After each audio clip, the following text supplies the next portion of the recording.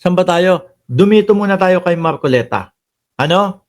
Dumito muna tayo kay Rodante Marcoleta. Mga boss, eto oh. Ayan oh. Sabi dito, can Marcoleta be held over surprise witness falsified notary, no? DOJ waits in. Gumamit umano ng peking lagda ang abogado sa kanyang affidavit si Orly Gutesa nang humarap sa pagdinig sa flood control project. Dawit din ba sa kaso si Senator Rodante Marcoleta na nagpakilala kay Gutesa bilang surprise witness? Ito po ang sagot dyan, mga bossing. Ito po yung video niyan. No? Panoorin ho natin at mukhang talagang posible na managot at pwedeng makulong at pwedeng madisbar itong si Marco Langot. Ay, si Marcoleta. Oh. Magandang hapon po sa lahat. Kapareho na ho ka, attorney, nang nasabi ni OIC NBI Director Magno, maaring makasuhan yung pagpeke doon sa notaryo. Ano po ba yung pwedeng kaharapin ng mga gumagawa nito? Perjury. Pwede din yan. Ay, perjury. Falsification. Diba? Of documents. Tapos yung pagsisinungaling, dahil under oath si Gutesa at pagsisinungaling, mga kababayan, perjury naman yun. Si Marco Langot naman, si Marcoleta, kayo naman, tinatype nyo kasi, kanina nyo ba nakuha yung Marco Langot na yan? No, wag yung type na babasa ko, baka magalit sa akin yung sabihin, nagpauso na naman ako ng pangalan niya. Hindi naman sa akin ba galing yan? Hindi, nabasa ko lang, ayan, si Gerald Evans ang may pauso niyan eh. Ngayon, sabi dito, mga bossing, ano ang pwedeng kaharapin nitong mga ito? Makulong. Sana, no? Okay, makinig lang kayo habang may kakausapin lang ako sa cellphone. Oh. Well, yung si Gutesa, kasi under oath, sinabi niya na yan daw ay pinanotaryo niya. Nagsisinungaling siya. Kasi nga, peke naman pala yung firma. So, he can be liable for perjury. Pwede rin ho yan yung criminal case for introducing yung fraudulent evidence. So, iba rin ho din yung paggamit ng peking o fraudulent na public document. Kasi yung notaryado, public document dapat yan. So, yun ang kanyang pananagutan. Si Senator Marcoleta naman, maaari siyang pananagutin din to be held accountable kasi siya ko yung nag-sponsor sa witness na yan. At kung marinig natin yung mga sinasabi noon, sinasabi niya, ito, pinirmahan mo sa harapan. Oo naman ng oo. To the extent na alam niya, kung alam niya na nagsisinungaling pala yung witness niya, peke pala yung firma ng notary public, maaari ding managot si Senator Marcoleta bilang isang public official at bilang isang abogado din. Kasi abogado itong si Senator Marcoleta. So,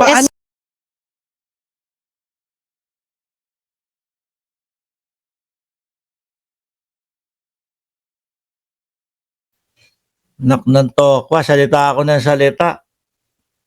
Nakalimutan ko palang nakamute. Ano na ba pinag-uusapan? Si Marcoleta, abogado daw ho, mga kababayan. Tuloy.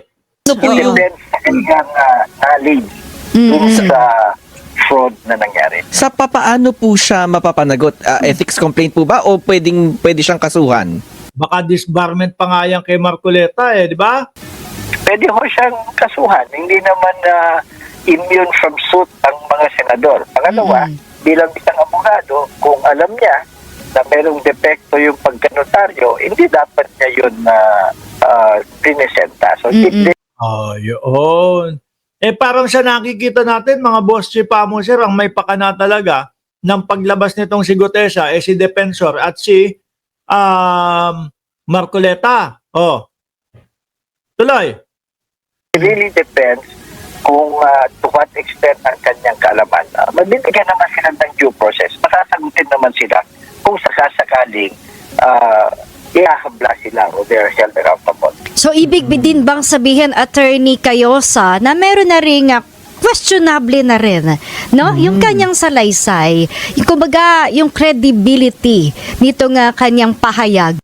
Sa ano pa lang ho, doon sa pagbabasa nung kanyang affidavit ho, iba-iba na ho versus doon sa kanyang mga sinasabi. Doon pa lang ho, mga bossing, halata mo na eh. Doon pa lang ho sa paghingi ng witness. No? Doon sa salaysay niya, humihingi siya ng tulong na witness protection program. Doon naman po, kumbaga, sa lumabas sa kanyang bibig, hindi naman daw ho siya na kailangan. Kasi naman daw ho, mga boss chief mo, sir, meron siyang baril. Ngayon ho, itong tao na to nagtatago. Hindi na makita ho. At ang dinadahilan ni Marcoleta, mga boss chief mo, sir, Sir Ed Ong, ay dahil meron daw nagpatong sa ulo ni Gutesa at kumbaga pagka ganun, pag sinabi mo may 5 milyon na pinatong sa ulo, ipapapatay, di ba? Kaya hindi lalabas. Sa tingin nyo po ba, may maniniwala doon sa sinasabi ni Rodante Marcoleta may nakapatong na 5 milyon sa ulo nito? Wala naman pong napatunayan ito doon sa kanyang mga salaysay. Pinagtawanan lang ho ng mamamayang Pilipino itong si Gutesa doon sa kanyang mga salaysay. Sa tingin nyo, totoo na may magpapatong ng 5 milyon dyan? Ultimo nga, bayang Pilipinas ang nagsasabi. Hindi kapanipaniwala ang mga sinasabi ni Gutesa. Kung ako yung pinagbibintangan yan, utragis ka, magsalita ka na magsalita dyan, bahala ka sa buhay mo. Total naman, nakikita ko, naririnig ko yung mga sinasabi ng mamamayang Pilipino sa mga affidavit mo. Bakit pa ako mag-aaksaya ng panahon sa'yo? Di ba? Hindi ho ako naniniwala doon sa may nakapatong na 5 milyon sa ulo ni Gutesa. Eto pa magkaiba sila ng sinasabi ni Defensor. Sinasabi naman ni Defensor is meron daw mga hindi ko lang sure kung AFP or whatever, mga retired or something like that, na nangangalaga kay Gutesa. Sino ba talaga ang papaniwalaan sa inyo? Baka talagang kayo lang ang ayaw magpalabas dito kay Gutesa dahil pag lumabas, nakita nyo na sablay-sablay yung mga pinagsasabi ni Gutesa. Baka pag lumabas, lalong sumablay pa din. At kayo ay malaglag. Baka pati disbarment, mayari si Marcoleta. Dahil nga dito sa sinasabing, baka peke nga signature sa kanyang affidavit. Well, hindi na ho baka peke. Peke na kasi Peke, oo. Imbestigahan ako ng RTC. Pwede na ho mismo yan. As it is within his power and jurisdiction. So yung written statement niya, talagang demolished yun. Diba? It's even a crime. It's even beyond credibility. Talagang krimen yung ginawa niya. Ngayon, may kulong yan. Malamang lalong hindi na to lalabas. Crisandro Bisasot, shout out sa'yo. meron din ho kasi siya nung maalala nyo, nung magsimula siyang magsalita sa Senado, nanumpa siya separately.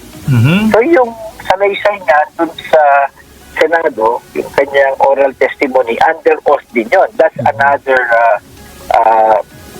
Pagka napatunayan, nakasinungalingan, yung mga pinagsasabi niya under oath, may kalalagyan talaga to. Perjury naman mga boss. piece of evidence. So, of course, it will still be valid kasi under oath naman, pero maaaring maapektuhan ditong fraudulent na pagkanotaryo ng similar statement niya. So, maaaring ma-infect. It does not invalidate yung kanyang statement under oath sa Senado. Pero yung credibility, kaya nga nakita nyo. Siya na yun. Nagbabasa pa lang ng salaysay yan. Wala nang naniniwala dyan. Bob lang ang maniniwala sa salaysay ni Gutesa. Di Bob yung mga DDS.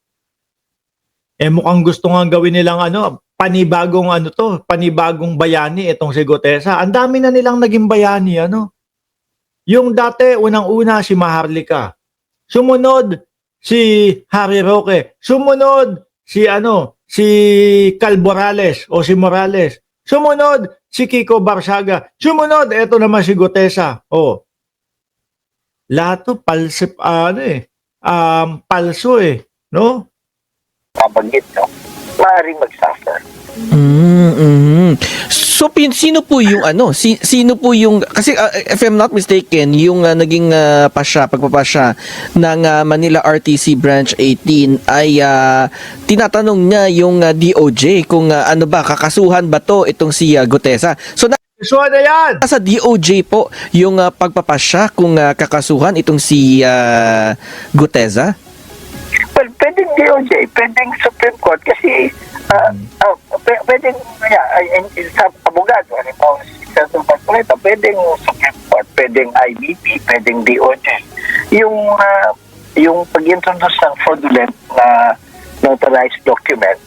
Sabi ni Darwin Fortes, na itago para pag-aralan ang mga testimonya, pinakabisa muna ang mga sasabihin. Ako, sasablay pa din ho yan, lalo na kung yung mga isinulat nilang testimonya doon, na parang sinulat ni Marcoleta,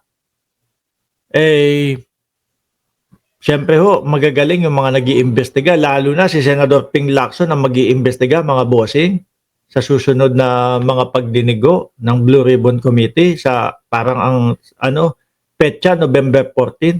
Papaikot-ikutin yan. Mahahalata talaga na nagsisinungaling yan. Revised Penal Code yan. So, Department of Justice, mga piskalya ang may hawak yan. So yun pala yung aabangan natin sa mga darating na araw kung ano yung susunod na magiging hakbang ng DOJ matapos nga yung desisyon ng Manila RTC. Oh, ito Oy, wag niyo kalimutan ha, si Marcoleta isama dyan ha. Oh. ka lang, wait lang. Kasi nga nagsilabasan na yung mga salin ng mga senador natin. Kasi may mga nagsasabi na, teka lang naman, totoo ba to? Parang ang liit.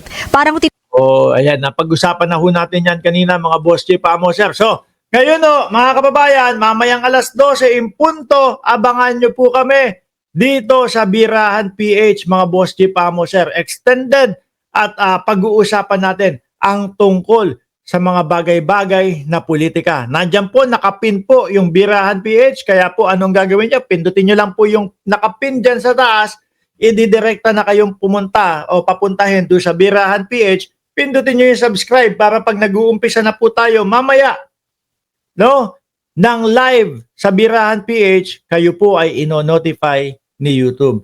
Muli po, ako'y magpapaalam na. Maraming salamat and God bless po sa ating